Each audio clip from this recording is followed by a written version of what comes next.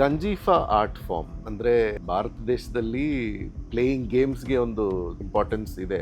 One art form which got dedicated to helping the royalties to do time pass and play games is Ganjifa art. Yes. But ಅದು ಈಗ ತುಂಬಾನೇ ಒಂದು importance is gained in the recent years.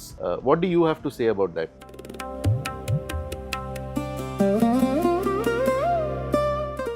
Ganjifa art it's like combination of games and art.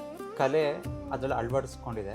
ಈ Ganjifa art ಬರೀ ಈ royal ಫ್ಯಾಮಿಲಿಗೆ ಅಂತಲೇ dedicate ಆಗಿರೋದು. ಬಹುಶಃ ಅದೇ ಒಂದು ಕಾರಣ ಆಗಿರ್ಬೋದು ಇವತ್ತು ಹೆಚ್ಚು ಕಾರ್ಡ್ ನಮಗೆ ಸಿಗ್ತಾ ಇಲ್ಲ. ಸೊ ಆವಾಗಲೇ ಅದನ್ನ ನಾವು ತುಂಬ ಕಡೆ ಕಮರ್ಷಿಯಲೈಸ್ ಆಗಿ ಏನಾದರೂ ಎಲ್ಲ ಕಡೆ ಸಿಗ್ತಾ ಇತ್ತು ಅಂದರೆ ಇವತ್ತಿನ ದಿವಸ ನಮಗೆ ಆಟ ಇನ್ನೂ ಉಳ್ಕೋತಾ ಇತ್ತು ನಮ್ಮ ಭಾರತ ದೇಶದಲ್ಲಿ. ಅದೇ ಕಾರಣದಿಂದ ಇವತ್ತಿನ ದಿವಸ ಅದು ನಶಿಸಿ ಹೋಗಿದೆ ಅಂತಲೇ ಹೇಳ್ಬೋದು.